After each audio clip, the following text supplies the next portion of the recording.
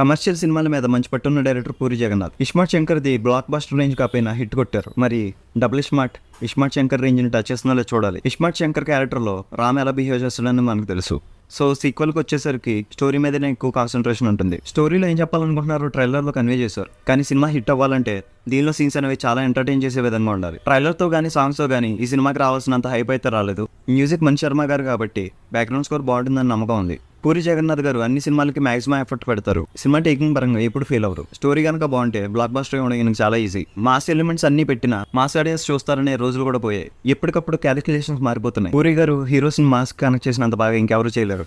So కొంచెం story మీద కూడా ఫోకస్ పెట్టండి సార్. ఇది TFI బానిసల కోరిక. ట్రయన్ కాపీరైట్ స్ట్రైక్ కి సంబంధించి ఒక అప్డేట్ తెలిసింది. వాళ్ళు ఏదైనా కంటెంట్ రిలీజ్ చేసినప్పుడు దాంట్లో హిడెన్ థింగ్స్ అంటే డీకోడింగ్ చేసి ఏదైనా కొత్త విషయం కానీ వాళ్ళు ఇప్పటి వరకు చెప్పిన విషయాన్ని ఏదైనా చెప్తే దాన్ని వాళ్ళు ప్రైవసీ కంటెంట్ కింద చూసుకొని దాన్ని పైరసీ కింద పరిగణించి కాపీరైట్ స్ట్రైక్ వేస్తారంట. ఇలాంటి రూల్స్ అనేవి కొంచెం డేంజరస్ అనమాట. రాయన్కి సంబంధించి నాకే ఎందుకు పడింది అని అంటే రాయన్ ట్రైలర్కి ఎవరు పెద్దగా రివ్యూస్ చేయలేదు. మేబీ నాది పాపప్ అయి ఉండొచ్చు.